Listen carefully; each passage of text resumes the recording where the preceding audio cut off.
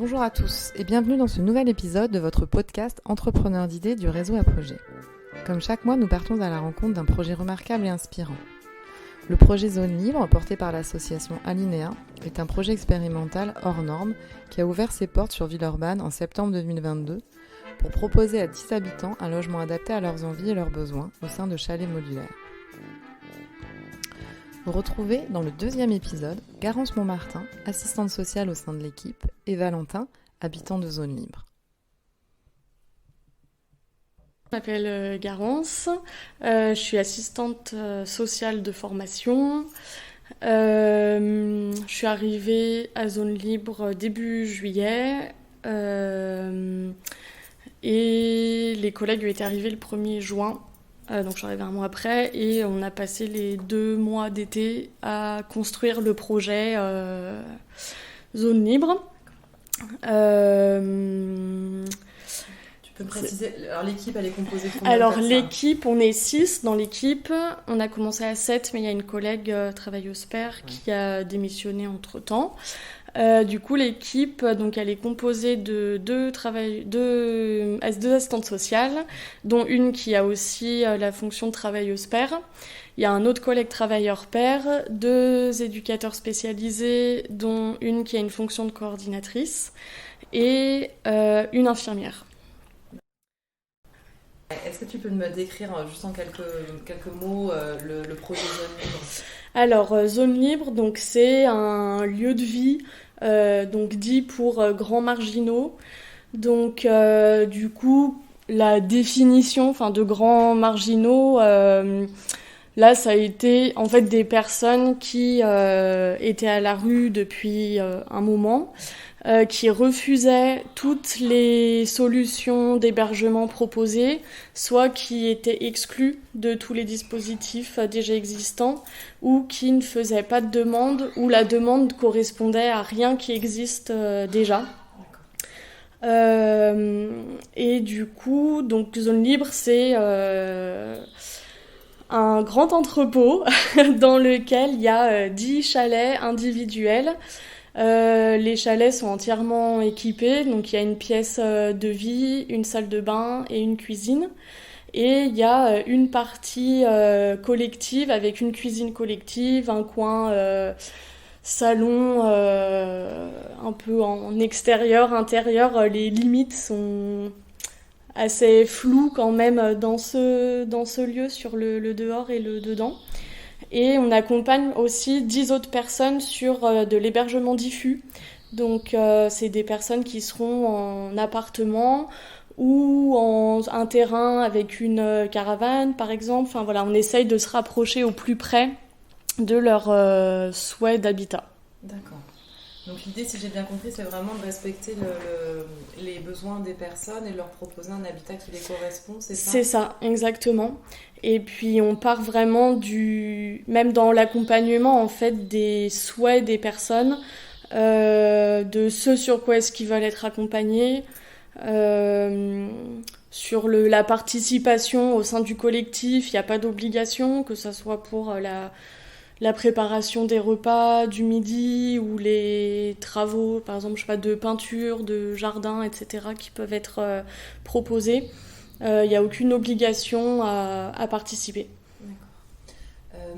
Et par rapport à l'implication des habitants, est-ce que les habitants étaient impliqués au départ dans la construction du projet, s'ils le sont encore ? Alors, les habitants, pendant les 3 mois d'été, alors que le site n'était pas encore ouvert, toutes les semaines ou tous les 15 jours, selon les habitants, on allait les voir dehors, sur leur lieu de manche, par exemple. On a pu faire des accompagnements sur l'extérieur aussi, à un rendez-vous ou au bain-douche, par exemple, ou des rendez-vous médicaux. Et tous les jeudis, on proposait un repas collectif sur le site de Zone Libre. Chacun était libre de venir ou pas, mais tous les jeudis, il y avait ça. On pouvait aller chercher les personnes en voiture et puis les ramener après si ça facilitait leur venue. Donc ils ont pu voir aussi l'évolution du site, la construction des chalets au fur et à mesure des semaines. Et fin août, On a commencé à discuter avec eux alors il n'y a pas de règlement à proprement dit, mais plus des règles de vie collectives. Donc on a fait ça avec eux parce que c'est eux qui allaient vivre ici en fait. Et voilà, donc on a fait plusieurs jeudis où on a pu parler de ces règles de vie, et on a organisé aussi 3 jours en Ardèche pour ceux qui le souhaitaient, et qui était aussi une première un peu mise en situation de ce collectif en fait, et qui a pu amener à parler de certaines règles justement qui seraient appliquées ici, quoi. D'accord. Et alors pour vous, en tant que travailleur social, c'est quoi l'intérêt de travailler dans ce type de structure ? Moi, ce qui m'a séduit dans ce projet, c'est le public. En fait, ça a quand même été un peu les grands laissés pour compte de la rue qui sont arrivés ici, alors enfin pour certains, et de pouvoir proposer quelque chose qui n'existe pas, avec une souplesse en fait qu'il n'y a pas forcément ailleurs, une temporalité aussi, le fait de pouvoir faire des allers-retours si besoin, d'avoir vraiment son espace, une intimité qu'il n'y a pas forcément dans d'autres structures collectives, mais avec la possibilité d'avoir un collectif en soutien. Par exemple, un chez soi d'abord, les personnes sont en appartement et c'est super de sortir de la rue comme ça, mais il y avait quand même pour certaines personnes accompagnées la solitude en fait qui pesait énormément, et là, c'est l'occasion en fait de s'essayer à du logement, et puis de pouvoir il n'y a pas d'objectif de fin.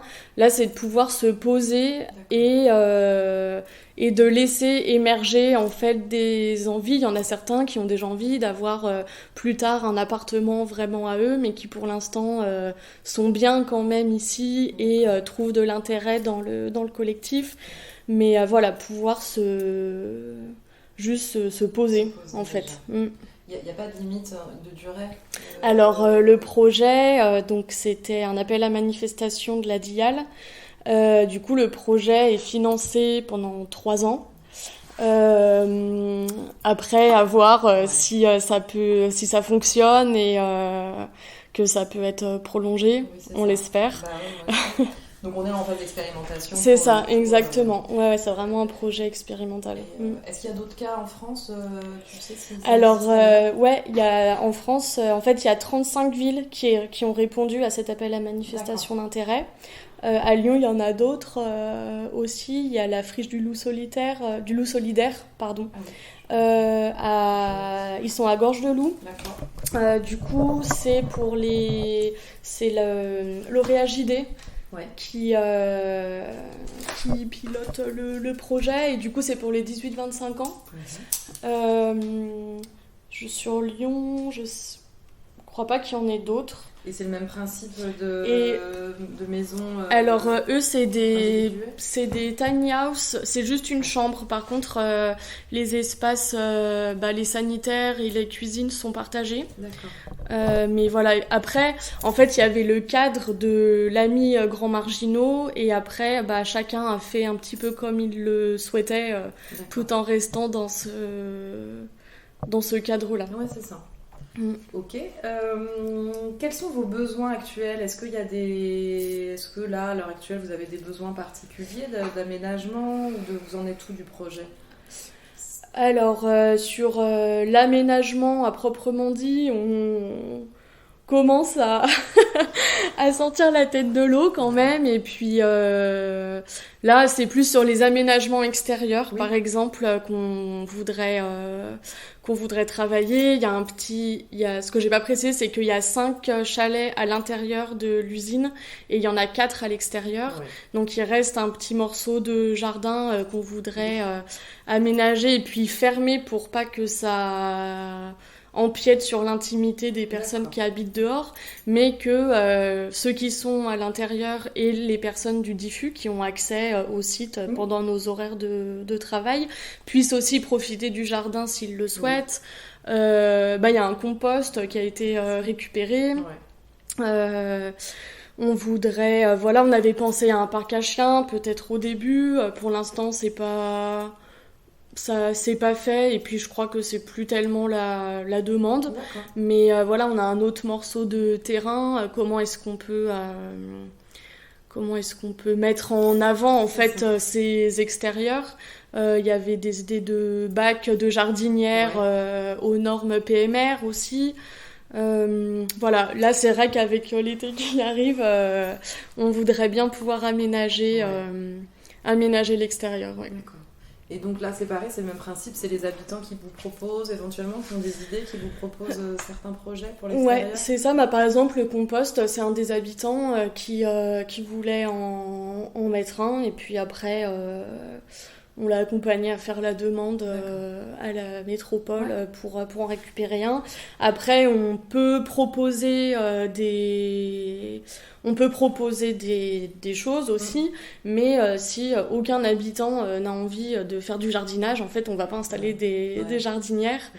Là, on avait de l'aménagement un peu pour l'été. Il y avait volonté de faire un peu un petit salon d'intérieur, extérieur aussi, avec des hamacs, ce genre de choses.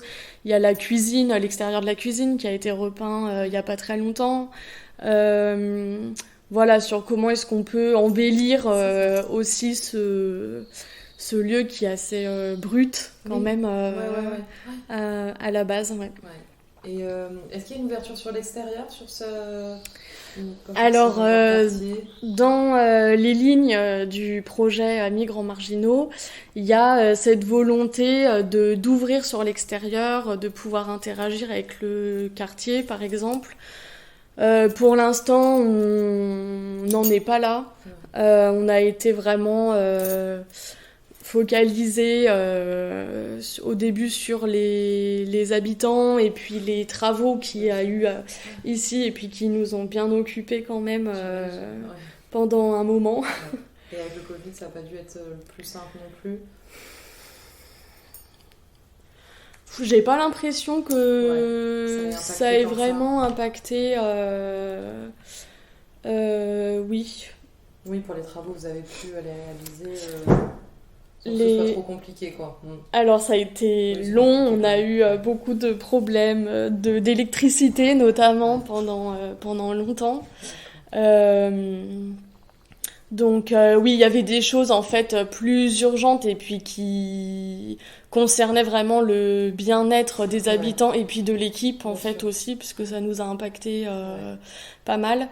Donc voilà, mais c'est quelque chose qu'on garde en tête quand même d'ouvrir sur le quartier et tout en préservant vraiment l'intimité. Ça c'est hyper important pour nous et pour les habitants en fait. Que ça n'empiète pas sur leurs habitations, sur leur intimité, leurs déplacements. Donc il faut vraiment qu'ils se sentent chez eux, quoi. C'est ça. C'est pas l'impression d'être là, d'être hébergé pour le coup, le terme. Enfin là, c'est vraiment... Ils habitent. Enfin, par exemple, le nom qu'on leur donne, c'est les habitants. Des habitants, ouais. Voilà. On a 10 personnes qui arrivent toutes avec leur parcours, leurs problématiques. Donc il faut réussir à faire en sorte que tout le monde se sente bien ici et cohabite. Et ça peut amener à des tensions par moment. Vous arrivez à contourner de quelle façon? Alors ici, on est vraiment sur du droit commun. Donc, par exemple, on va pas être sur des exclusions, sur des sanctions, comme ça peut être dans d'autres établissements. Et du coup, les leviers qu'on a sont... en levier immédiat, à part, on va recevoir la personne avec qui il y a pu avoir un problème, on va échanger, essayer de comprendre pourquoi est-ce qu'il s'est passé telle ou telle chose. comment est-ce qu'elle se sent ici, parce que ça peut aussi être une des raisons pour laquelle ça se passe mal. Et puis après, on va être sur sur un rappel au bail, par exemple. Mais si un jour quelqu'un devait quitter la structure parce que c'est plus possible, on serait sur un parcours en fait juridique d'une expulsion comme dans un logement classique. Ok. Et les contrats d'hébergement ont été faits en ce sens. Très bien. Ouais. D'accord. Oui, ça a du sens pour le coup, pour toujours rejoindre cette idée qu'ils sont chez eux. Et que... C'est ça. Ouais, c'est et pour les, enfin pour les protéger aussi. eux aussi. D'accord. Et juste pour terminer, parce que c'est un sujet qui est intéressant, c'est tout ce qui est autour de la paire aidante. Vous travaillez donc avec des travailleurs pairs, c'est ça? C'est pareil pour vous, quel est l'intérêt de travailler en lien avec des travailleurs pairs? Est-ce que vous pouvez nous en parler? Alors, moi, chez soi, j'avais déjà travaillé avec deux pères aidants. Moi, je trouve que c'est hyper intéressant, en fait. C'est une vision vraiment décalée de tout ce qu'on apprend finalement dans le travail social. Et puis dans les interactions avec les personnes aussi. Enfin, moi, je vais avoir une connaissance théorique finalement je sais pas, de la rue, des addictions, de ce genre de choses. Mais la souffrance en fait d'avoir connu ce type de parcours, je la connais pas finalement. Donc oui, et je trouve ça permet de se décaler dans sa pratique, de se remettre en question. Je trouve que ça apporte ce décalage-là finalement et notamment à Zone Libre où on fait vraiment un pas de côté par rapport à plein de choses qui existent déjà, qu'on a pu connaître ailleurs sur d'autres postes ou c'est vraiment essentiel pour le coup et puis surtout pour ce type de projet de pouvoir travailler effectivement en corrélation avec des pères aidants. Ouais.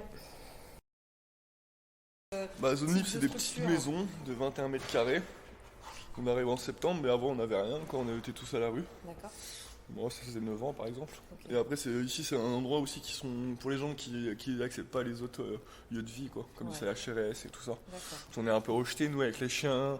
Puis on est jeunes, nous, en plus, en couple et tout. Donc dès que t'es en couple, t'as un chien, c'est bon, c'est la fin du monde. Ça y est, t'étais déjà hors cadre. T'es hors cadre à chaque fois, donc c'est pour ça, Zone Libre, c'est un peu la liberté de tout ça, quoi. Ok, d'accord.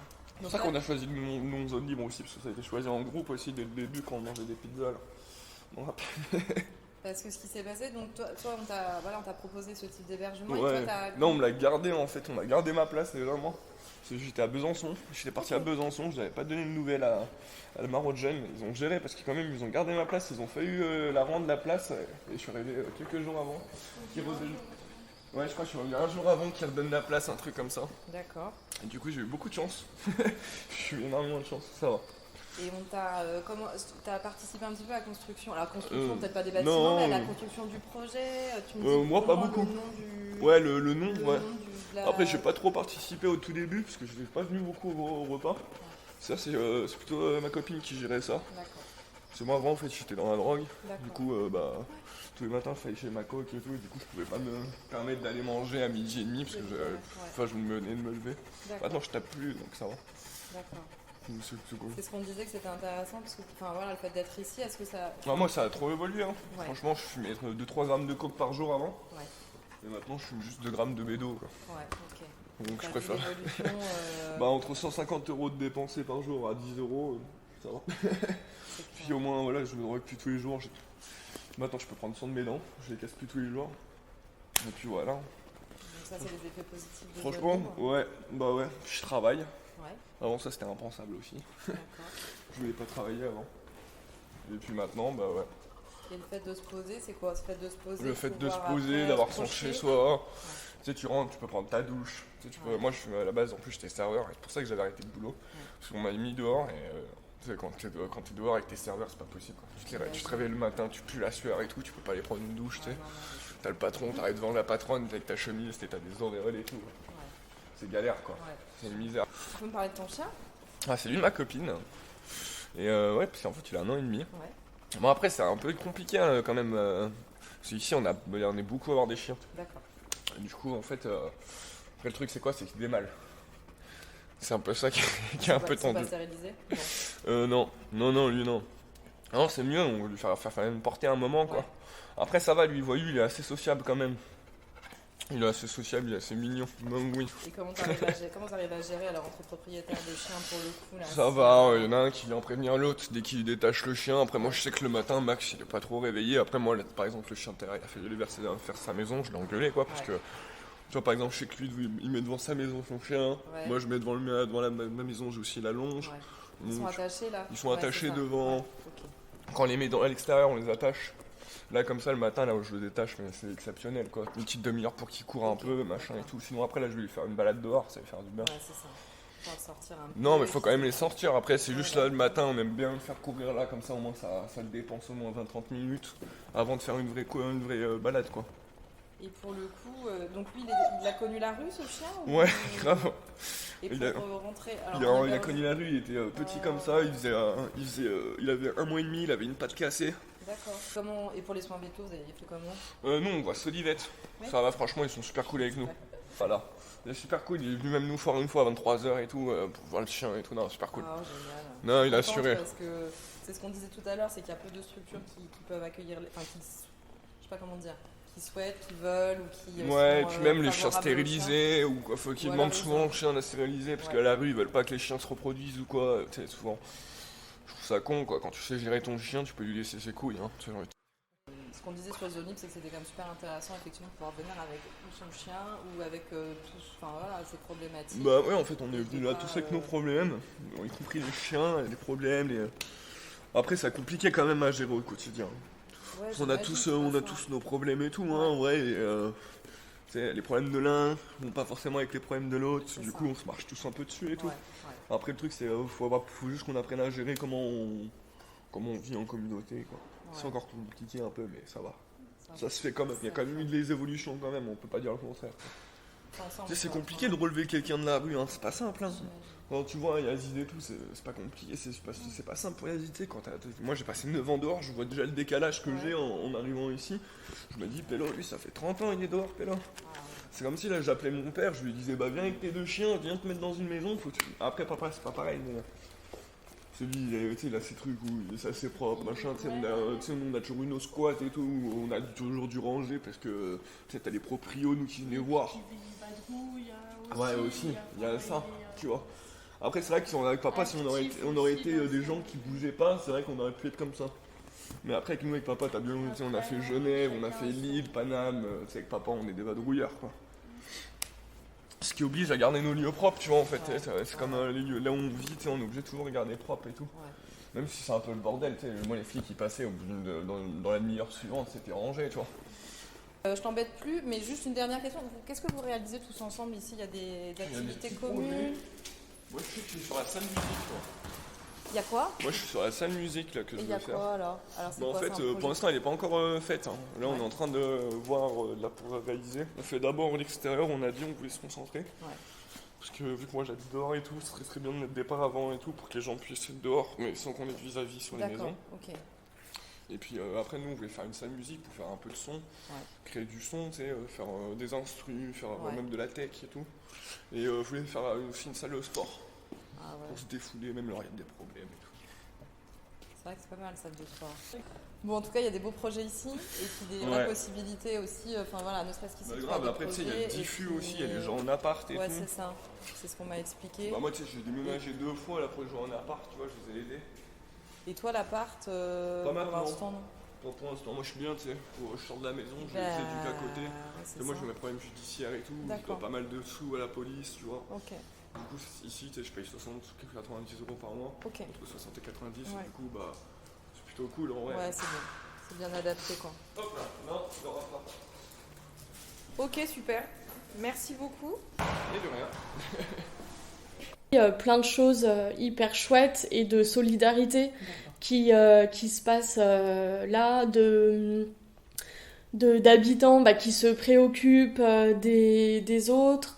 Voilà, on a un monsieur qui sort très peu de son chalet, et d'avoir l'attention, est-ce que par exemple on va lui amener une assiette ce midi, voilà, ou de remarquer en ce moment un tel il a pas l'air très bien.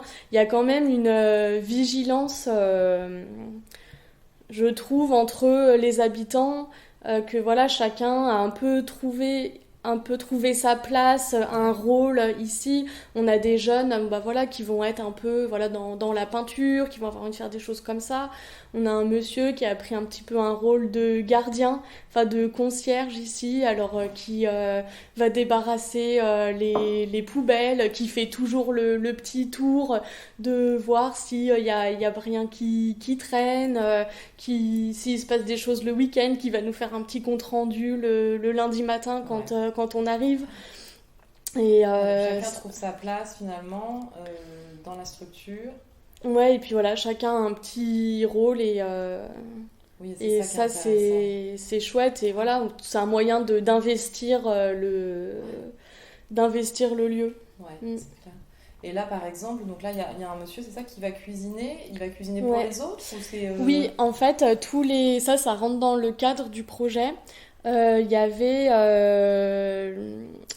fait, on propose un repas par jour. D'accord. Donc un repas le midi. Donc on est 10 habitants plus 2 travailleurs sociaux, donc on fait à manger pour 12. 3 jours dans la semaine, c'est le restaurateur d'en face qui nous prépare des plats qu'on va chercher. Okay. Et les 3 autres jours, c'est l'équipe qui cuisine avec ou sans des habitants. Des fois, il y a des habitants qui cuisinent tout seuls, comme aujourd'hui, par exemple, pour tout le monde. Après, voilà, il n'y a pas d'obligation de prendre ce repas. Il est proposé, on peut laisser une assiette, on laisse les assiettes dans le frigo avec les restes. Donc, c'est mis à disposition. Ok, d'accord, super. Donc ça permet pour le coup d'avoir des moments un peu conviviaux, où les gens peuvent se retrouver. C'est ça. Donc il y en a qui viennent manger tous les midis ici. Il y en a qui viennent chercher une assiette et puis qui la mangent plus tard. Il y en a qui sont jamais là, par exemple, le midi, mais qui vont prendre une assiette le soir en rentrant. Super. Et moi, ce que je voulais rajouter aussi, parce que c'est un sujet qui me tient à cœur, il y a une belle aussi ouverture par rapport à l'accueil, puisqu'on accueille inconditionnel pour le coup, et vous acceptez les animaux au sein de la structure. Ce n'est pas forcément le cas de la plupart des établissements. C'est ça. Et voilà, je voulais le souligner. Ouais, ici on a vraiment... les gens sont venus comme ils sont, avec leurs animaux, avec leurs addictions, avec leurs problématiques de santé mentale aussi. Voilà, il y avait vraiment aucune... il y a une inconditionnalité à l'hébergement ici. C'est vraiment réel. C'est ça. Très bien. Merci beaucoup, Garance. De rien. C'est un très beau projet, je vous remercie. À bientôt. À bientôt. J'espère que cet épisode saura vous inspirer. Merci à Garance et merci à Valentin pour votre accueil et vos témoignages. Les éléments pertinents de ces échanges que j'ai retenus sont un accompagnement social sur un collectif réduit, l'importance de l'accueil inconditionnel, la paire aidance, essentielle pour un accompagnement optimal, et les préjugés autour du sans-abrisme. Ce podcast est en 2 parties. Vous retrouvez tous les épisodes sur vos plateformes habituelles. N'hésitez pas à vous abonner. Vous pouvez nous contacter par mail à contact@apogée-du6ess.org. Vous retrouverez le projet Zone Libre et bien d'autres projets remarquables lors des rencontres Apogée 2022 qui auront lieu le 15 septembre à Lyon. Inscrivez-vous et venez échanger avec les porteurs de projets. À très bientôt.